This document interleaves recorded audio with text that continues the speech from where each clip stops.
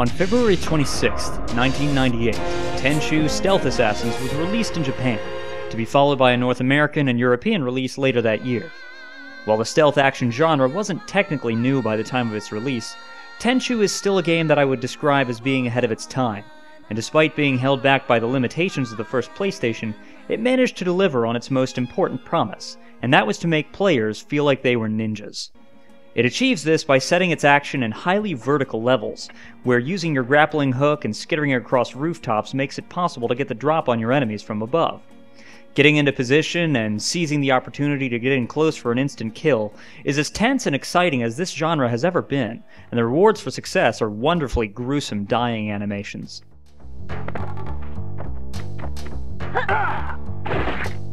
Unfortunately, a big part of what works against you is just the hardware itself. The game's levels can be pretty big, but the draw distance is shorter than my attention span, and have you ever seen that video where the big spider kicks the little spider? Well, I bet you didn't know that the big spider is actually only the size of a nickel. And I found a nickel today, which was minted in which leads to situations where you might be facing an enemy that you would be able to see in real life, but is eaten up by apparent darkness as things too far away from you appear to just blip out of existence. It can feel pretty unfair at times, although being spotted doesn't mean you're out of options. Killing enemies through fighting isn't as satisfying as through stealth, but Tenchu's combat still has it where it counts. You can block enemy strikes, landing blows when you have the opportunity, hopefully whittling down your enemy's health until they die. Things get tricky when facing more than one opponent, as there's no true lock-on for combat. This means that enemies can get at you from angles you aren't facing and mess you up from the sides and back, which is fair, usually. Other times, you'll be one-on-one with a dude, and the game's terrible goddamn camera will get you fucking killed! I should mention also that this game was not DualShock compatible. Tenchu was a game played with a D-pad, which meant that it, like many games of its era, handled like a tank. Couple this with the aforementioned shitty camera, and there could be times where the game was just a little too tough for the controls you have to tackle it with. Still, with patience, you could get glimpses of what this genre will become known for.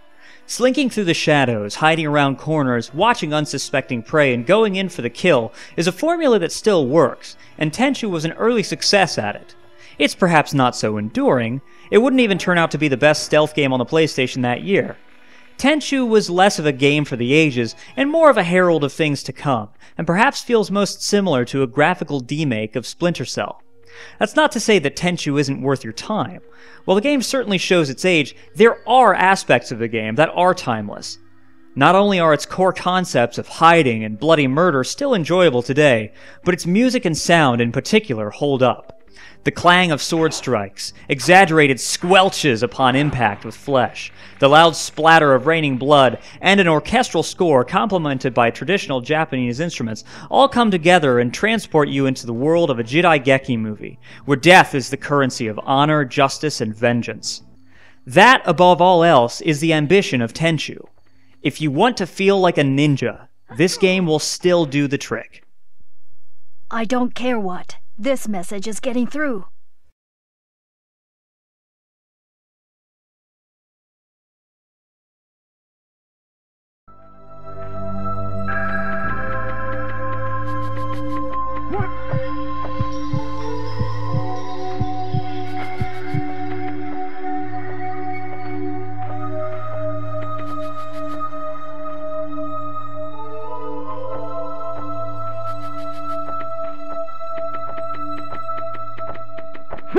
Duh!